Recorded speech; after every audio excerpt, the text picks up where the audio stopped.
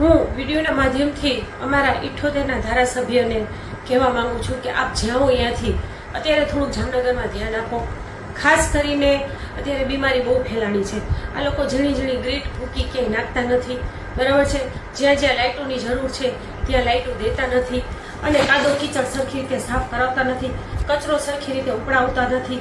કમિશનરને અમે રજૂઆત કરવા જાય છે તો કમિશનર સાહેબ છે એ પોલીસને અને મોટા મોટા કમાન્ડોને ત્યાં આડા રાખી દે છે. એટલે ધારાસભ્યશ્રીને અમે વિડીયોના માધ્યમથી રજૂઆત કરીએ છીએ કે થોડુંક 78 બાજુ ધ્યાન આપો. હાપા આવાસમાં ફૂલ ગંદકી છે, એ લોકોને નથી લાઇટું, ત્યાં બહુ રાતે ખરાબ બનાવ બને છે. એવી જ રીતે લાલવાડી આવાસમાં પણ ખરાબ એ લોકોને પણ નોટિસ આપી છે, ત્યાં પણ કચરો સાફ રેગ્યુલર થતો નથી અને ત્યાં પણ બીમારી ફેલાણી છે.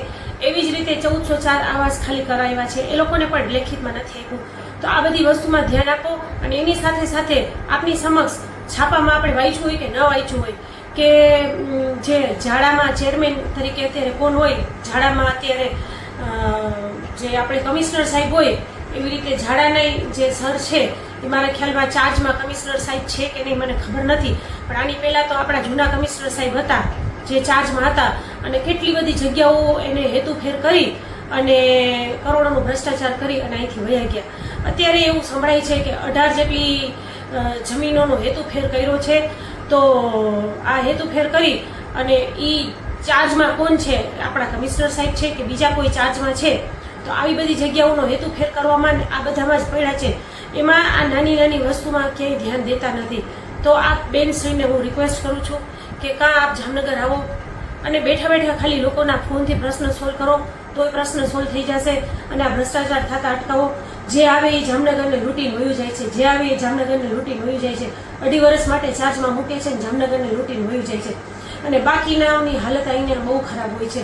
આવાસની હાલત એકદમ અત્યારે ખરાબ છે. અમારા સ્લમ વિસ્તારની હાલતો એકદમ ખરાબ છે. તો બેન, વિડીયોના માધ્યમથી હું આપને કહેવા માંગુ છું કે અત્યારે જામનગર ઉપર ધ્યાન આપો. બીમારી રોગચાળો ફેલાણો છે. ગ્રીટ જ્યાં ત્યાં નાખવાની હોય છે ત્યાં ગ્રીટ કોઈ નાખતા નથી. તો આ બધી ઝીણી ભૂકી ન ખાવો, કાદા કીચડથી બચાવો, રોડ રસ્તા ઉપર ધ્યાન આપો અને આ જગ્યા આપણી હેતુફેર કરી અને લૂંટીને વયા જાય તો વહેલા તકે વિજિલન્સ તપાસ આવે ને એ પહેલાં આની ઉપર કાર્યવાહી થાય અને તાત્કાલિક ધોરણે આ જગ્યાને અટકાવો એવી અમે તમને વિડીયોના માધ્યમથી અમે તમારી સમક્ષ રજૂઆત કરી છે. અસ્તુ ભારત માતા કી જય જય જય.